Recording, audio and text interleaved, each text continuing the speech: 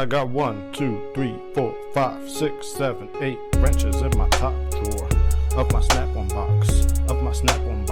I think I'm missing. I got 1, 2, 3, 4, 5, 6, 7, 8 pliers in my bottom drawer of my snap-on box. Get ready to fix some cars. Get ready to fix. Let's go! Hey, what's up, guys? It's MJ100K here. Today I want to share with you 3 tips that will help you get some tools for a fraction of the cost of new tools. I know a lot of people tell new mechanics and do-it-yourselfers that, oh, the tool collection is going to cost you $20,000, $30,000. I don't think so.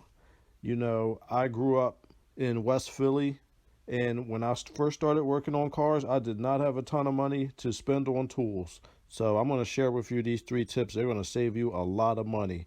Even if you don't plan on becoming a mechanic, if you want to work on your own car, you are still going to need tools. So tip number 1, you can get a lot of great tools at yard sales, estate sales, and even your personal relatives. If they pass away, if they have tools, a lot of times your relatives will just give them to you.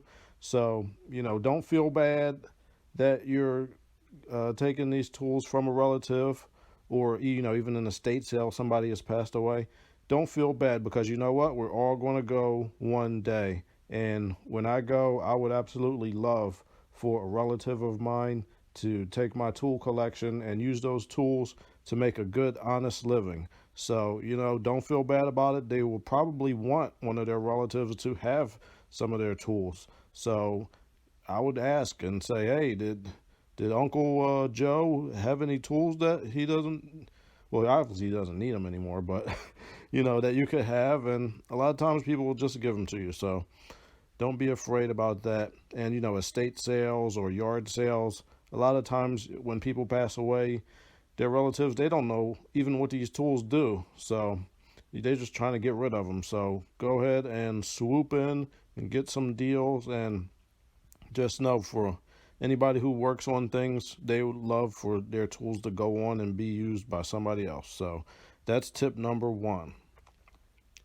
Tip number 2 is the internet, Craigslist, eBay, anywhere online. People are always selling used tools. So they go for a fraction of the price of new tools, and most of the time they still work just fine. I'm talking about old wrenches, sockets, ratchets, even sometimes scan tools. A lot of that stuff is going to continue to work for a long time. So don't be afraid to look on the internet for used tools and swoop in and go ahead and grab you some.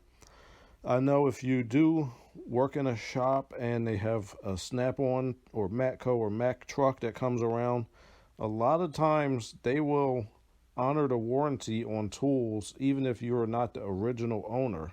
So I wouldn't be afraid to buy a used, let's say, Snap-on ratchet on eBay for half the cost of a new one. And if you get it and it's broke, a lot of times the Snap-on truck the guy will just either repair it or replace it for you. And, you know, then you practically got a almost new tool for the price of a used one. So don't be afraid about getting used tools on the internet. A lot of times they'll still have the warranty. You may want to check though, but even still, it'll probably be all right.